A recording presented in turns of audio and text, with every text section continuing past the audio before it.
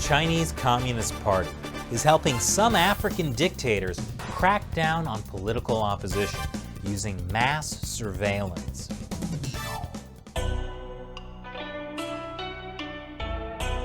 Welcome back to China Uncensored. I'm Chris Chappell. This episode has been sponsored by Surfshark, because if your government is trying to spy on you, you can use Surfshark to help protect your identity online. So, Africa. Most African countries have a lot of needs. Safe drinking water, mass transit, better healthcare.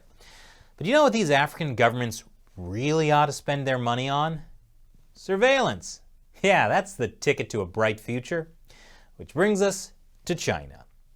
The Chinese Communist Party has been accused of colonizing Africa. They're not interested in occupying and ruling African countries directly. But the Chinese Communist Party is helping prop up some of the worst dictators in Africa. There are many, many ways China does this. But today I'm going to focus on one way: mass surveillance. You've probably heard of the Chinese telecom company Huawei. It's technically a private company. Maybe. But it has strong connections to the Chinese government and the Chinese Communist Party. Huawei is being used to build a vast surveillance network in African countries.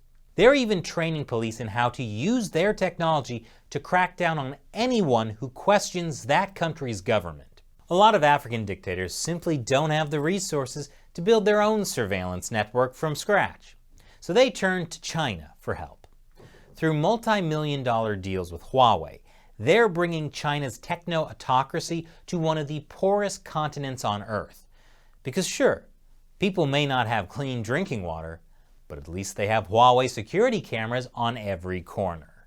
The Chinese giant supplies most of the 3G and 4G cell towers, and surveillance cameras equipped with facial recognition. Even in this village where a lot of the homes don't have electricity, there's a brand new set of surveillance cameras behind me. That was from this Wall Street Journal investigation. Huawei is building the backbone of future 5G networks. But it's also building surveillance systems around the world.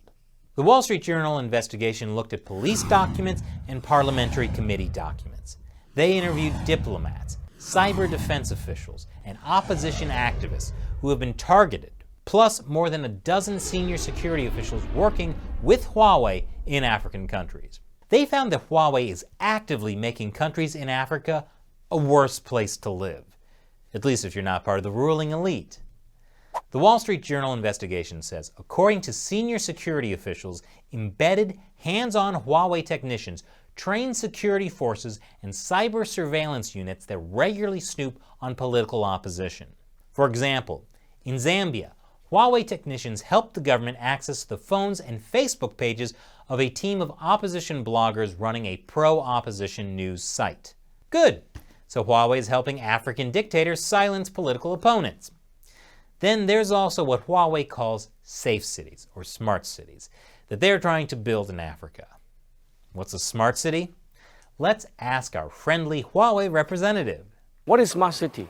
Briefly speaking, it helps governments enhance city management quality and efficiency. Wow, incredibly vague yet terrifying. I want to know more.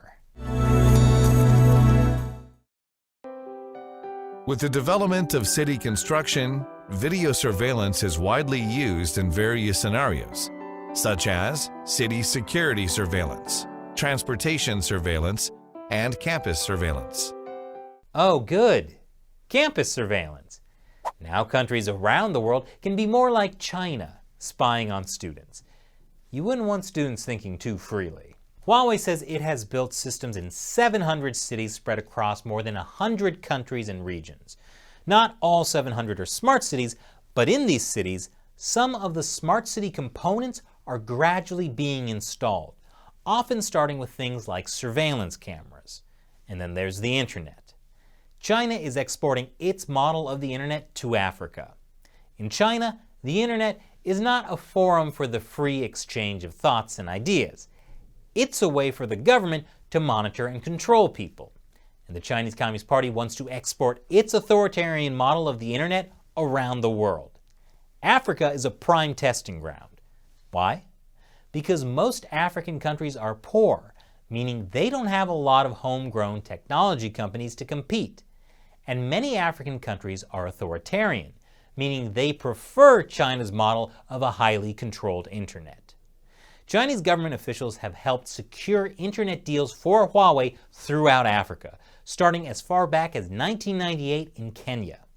20 years later, Huawei has been responsible for connecting hundreds of millions of Africans. It has built telecom networks in some 40 African nations by offering inexpensive deals, often financed by loans with favorable terms, and providing on-the-ground customer service. Because of that, Huawei now dominates the African internet market. And on the one hand, that's a good thing. More people in Africa now have access to the internet, especially through their mobile phones. But the Chinese Communist Party had a long-term plan.